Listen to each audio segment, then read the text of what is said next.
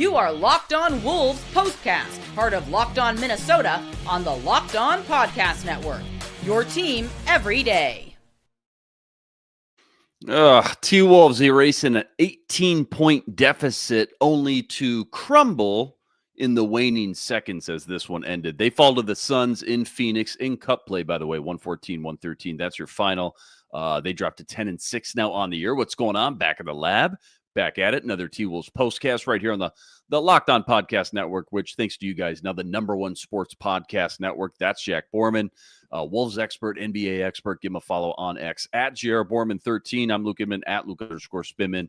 And make sure to follow our guy, Ben Beacon, host of the Locked On Timberwolves show. And like and subscribe. Find all the video, by the way, on the Locked On Wolves YouTube channel. And, of course, all the audio wherever you find your podcast. Lots to get into here, Jack.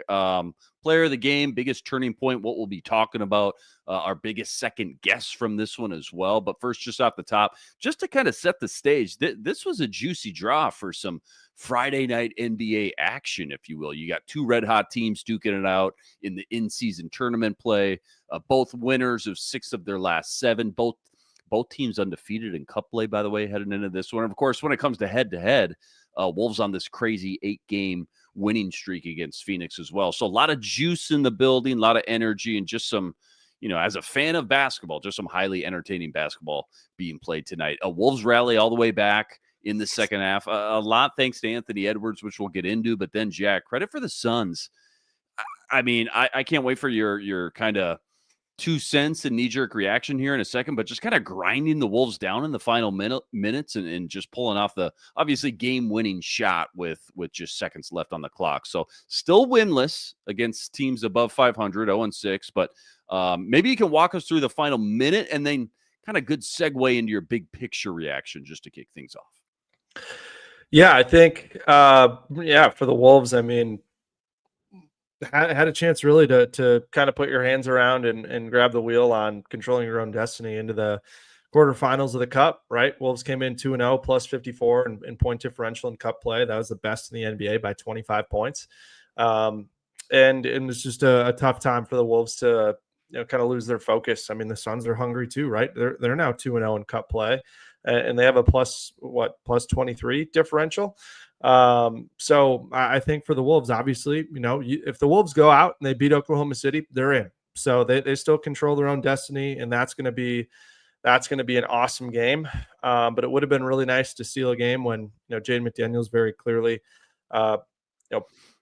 playing injured with that left wrist. He was in a lot of pain and remembered midair on a dunk that he needed to only use his right hand, and had a few layups throughout the night that got blocked or were altered significantly because he tried to use his right hand instead of his left hand in situations where we've clearly seen him use his left hand all night long. So, just a really, really tough night for the Wolves to lose focus in the last 50 seconds, allowing a 9-0 run, especially without Devin Booker on the floor. And I mean, the other part of it too, Timberwolves' 2 best players missed 7 free throws tonight, and they each had a turnover as part of that final minute meltdown. And that's just it's really tough for both of your stars to obviously they had bright spots in that fourth quarter, but you look at the totality of the game, it's hard to defend those guys and in those spots after those types of miscues.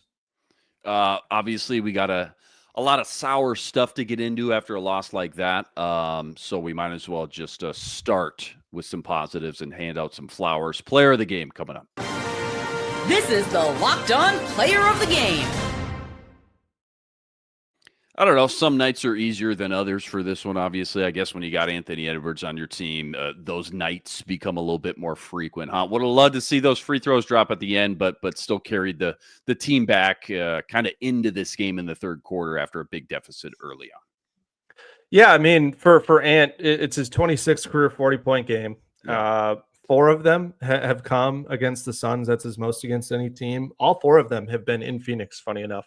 But yeah, I think, it was obviously nice to see Ant shoot the 3-ball a little bit better. Came into tonight 3 of his last 32 from 3, dating back to that most recent game against the Jazz.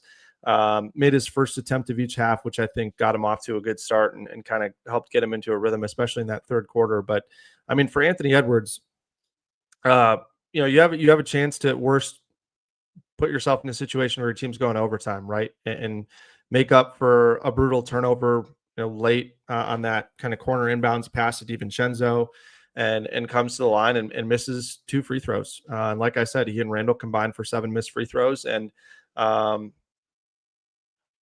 it's just pretty indefensible. And I think the other part with Ant too, I thought his energy in the first half was not very good. In kind of the last 8 minutes of the first quarter, and then the early part of the second quarter before the Wolves went on the run. I just thought that he was way too passive. He didn't move the Suns defense enough. And then, to his credit, I think got off the ball, did a good job of finding his outlets, and then splitting doubles I thought was really good, kind of reminiscent of that series against the Grizzlies a few years back when he kind of first came onto the scene. But I think for Ant, it's pretty difficult to sit up here and try to defend a 41-point game from Ant when he let this game slip through the way that he did. And we got to hold Ant to a pretty darn high standard, because if he wants to be kind of one of those ones, I think there's nights where he's had 2 really rough games in a row and comes back with a much better performance tonight, but kind of wipes it all away with 2 missed free throws and a turnover in the final minute, in a game you lose by 1, in a game that means a lot more than a standard regular season game. And I think these are the types of games you look back at in April when Wolves are fighting for playoff positioning, when other teams may be sitting guys or who knows what, but it's just tough that your best players kind of let you down in the biggest moments in a game like tonight.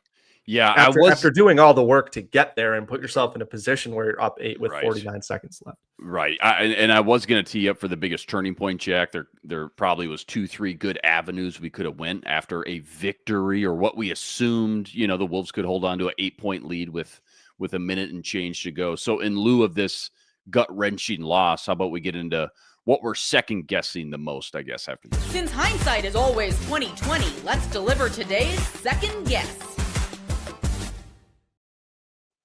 Biggest second guess, Jack. Easy to say in hindsight, as always, I know, but who or what, I guess, is the thing you really want back right now? Yeah, I think if I'm the Timberwolves, what I really want back is the fact that Jalen Clark has been your best defender on the perimeter by a mile all season long, and he was not out there on the final possession. And that's not a slight against Dante DiVincenzo. I thought Dante DiVincenzo didn't play, bad defense. It was still a tough mid-range shot that Colin Gillespie hit in that final minute. But I think Jalen Clark should have been out there. And I also think that the Timberwolves probably could have gone offense, defense a little bit better in that last minute. I think that Mike Conley is a guy that you'd really like to have in those types of situations, just as a guy that can be a voice on the floor, get everybody to just kind of calm down when things really kind of got out of control in a major way. And I think whether it was Ant trying to do that, Julius trying to do that, there just wasn't enough communication. I think the Timberwolves, right after makes, they just tried to inbound the ball as quickly as possible instead of trying to, kind of use the full 5 seconds to just kind of mentally reset and figure things out. So I think those 2 things are what stands out to me immediately right after the game. In terms of other things that happened throughout the night, I think there's probably some things that you can poke and prod at. But those 2 decisions, I think for Chris Finch, he'll probably be regretting over the course of the night. But at the same time, I don't necessarily think that it's fair to put this game on Chris Finch, considering that Anthony Edwards had 2 free throws to make it a 3-point game with 11 seconds left. And, he's not in Anthony Edwards' head throwing an inbounds pass to the corner to Dante DiVincenzo really lazily, or, Julius Randle panicking with the ball in his hands and turning it over in the final minute either. So, I think you can maybe talk about the fact that the Wolves, called a time, didn't, waited until the 18-second mark to call a timeout when things were unraveling a little bit earlier. Like if I were Chris Finch, I probably would have called a timeout. I don't know. I don't know that that's fair to say. After that, one of the Royce O'Neal or are you doing okay, dude? There, are you just? Is this hurt? Dude, a lot of season left, man. It's a gauntlet. All right. Yeah, I mean It's raw right now. I know it's raw. The And that cup was just a means brutal more, loss. Luke. The cup I just get it. means more. I get it. I'm going to give you a couple minute breather here. Plenty more to dive into, including DDV, Dante DiVincenzo's kind of odd off night, plus what we'll be talking about tomorrow. That's all coming up right after this. Quick reminder, tonight's episode brought to us by Monarch Money. Ever go check your bank account and go, where'd my money go? Dining out, online shopping, entertainment. So easy to lose track. That's where Monarch Money comes in. Not just another budgeting app. It's a complete financial command center. You can track all your accounts, investments, your spending. It's all in one place. So you stop just managing your money and instead you start building some wealth. Take control of your finances with Monarch Money. Use the code LOCKEDONNBA at monarchmoney.com. You're getting 50% off your first year. That's monarchmoney.com. Code LOCKEDONNBA for half off your entire first year. This episode also brought to us by Prize Picks, without a doubt. Most fun I have playing daily fantasy. You can win up to 25 times your money this NBA season. And why I love it, so easy to play. All you got to do, you select 2 or more players. You pick more or less on their projected stats. It's that easy. Points, rebounds, assists, 3-pointers, you name it, they got it. Plus, they now offer Apple Pay as well. Quick and easy deposits into your account all season long. Right now, go to prizepicks.com/LockedOnNBA. Use the code LockedOnNBA. You're getting a first deposit match up to $100. That's promo code LockedOnNBA at prizepicks.com/LockedOnNBA. 100% bonus match up to $100. Last but certainly not least, this episode also brought to you by Built. Nobody likes paying rent, but if you gotta, might as well get something for it. That's where Built comes in. They're changing the game by turning your rent into things you can actually use. When you pay rent through Built, you earn flexible points. Those points, they can be redeemed for hotels, airlines, future rent payment, your next Lyft ride, you name it, they got it. Turn your rent into rewards and start making points around your neighborhood. Go to joinbuilt.com/LockedOnNBA. That's joinbuilt.com/LockedOnNBA. Use the link so they know we sent you. Just real quick, Jack, before we get into what we'll be talking about, a few quick hitters I just want to run by. I guess number one, DDV, Dante DiVincenzo. I know people are going to look at the box score tomorrow, 2 for 9, 9 points, see kind of a little bit of an off night, maybe a stinker to some degree, but was there more, I guess, that you saw, more to the story as far as like where he struggled and what else maybe might have contributed to again, just kind of a below average performance and maybe anything he did bring to the table. And then just real quick, number 2, the offensive rebounding just felt very problematic tonight as well. Did it feel that way to you as well? And I guess what kind of impact did that have on the final outcome? Yeah, for sure. Starting with Dante, I mean, this is kind of the funny part about, doing a live show right away after these games is, kind of I guess the tone of the the outline that I have here is a little bit different than it would have been had Colin Gillespie missed a shot there. But yeah, I thought that, part of why Dante struggled in this game was because Anthony Edwards was extremely passive in the early going in this game. Like I said earlier, he didn't try to move the defense enough with, cutting off the ball or getting off the ball and coming and getting it back. I think it was just a lot of dribbling without much of a purpose for Ant. And then because he was doing a lot of that into the slot, Dante DiVincenzo had to move from the slot to the top of the key and then was resetting things with, pick and roll with Rudy, and just didn't look quite as comfortable with all the ball pressure that the Suns were throwing at the Timberwolves in the first half of this game. And so I think, that's kind of what we saw at the early part of this season when Dante was starting, when he was kind of the main handler before they gave the point guard keys to Ant once he returned from injury. No, Dante had 0 points, missed all 4 of his shots in the first half. But I really enjoyed the way that Dante kind of poured all of his energy into the defensive end of the floor. And ironically, did a great job of shutting his former Villanova teammate, Colin Gillespie, shutting his water off for the majority of that second half. And then once his number was called on the offensive end of the floor, made, the 2 biggest shots of the night from 3 in that fourth quarter, threw a couple of lobs up to Rudy Gobert, one that, obviously he finished off. The other one resulted in a foul. So I think just the way that he was able to mentally stay in it and be a really important guy for the Timberwolves all night long and play an important role in their comeback. I don't necessarily blame Dante at all for for the defensive effort that he played on that last possession. I think Colin Gillespie got to a spot where he was able to have a decent look at it and make it, but yeah, I think it was more just about Finch putting him in that position instead of having Jalen Clark out there. And then as it pertains to the offensive rebounding, I mean, Phoenix came into this game offensive rebound rate just under 35%, which is tremendous. This is 5th in the NBA, and tonight ended up with 15 offensive rebounds for 25 second chance points. Just way too many for the Wolves to allow, especially when you consider that Naz has been much better on the glass of late, especially, but he only had 2 rebounds in his 25 minutes. And Rudy had 12 rebounds. I thought Rudy was tremendous on the glass, but the fact that no one else had more than 5 rebounds in this game. Jaden 5, Julius 5, Ant 5. I think you just got to find more. I mean, Jalen Clark had 3 rebounds in 8 minutes. Gave some good effort there, but I think again, when you have a team like the Suns and you have guys like Mark Williams is a tremendous offensive rebounder.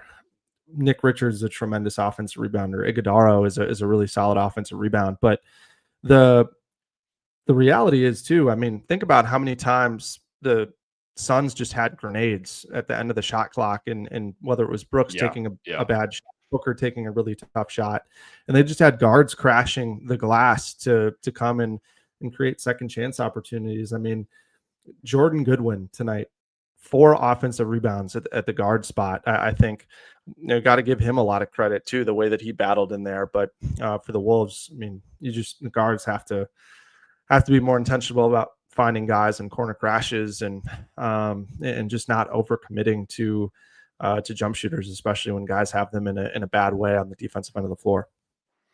Let's get into what we'll be talking about tomorrow morning. Sure, we could go a couple different directions. This is what you'll be talking about.